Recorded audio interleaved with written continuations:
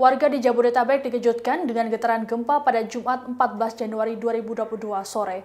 Getaran tersebut membuat warga, utamanya yang berada di dalam gedung, berhamburan keluar. Berdasarkan informasi yang disampaikan oleh BMKG, pusat gempa berada di kawasan Sumur, Banten.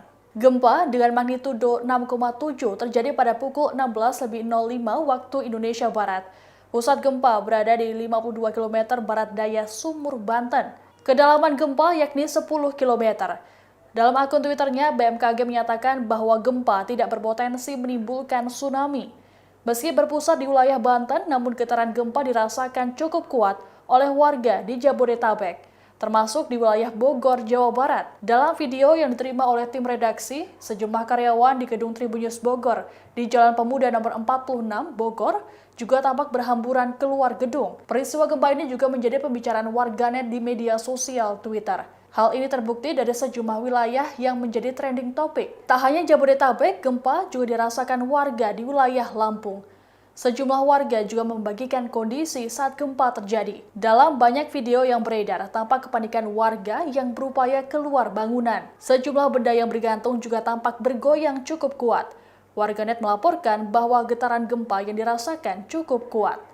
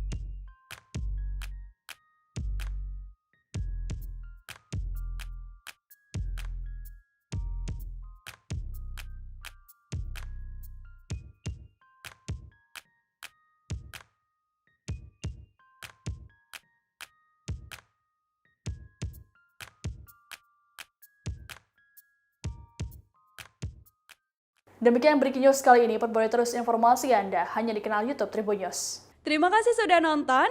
Jangan lupa like, subscribe, dan share ya.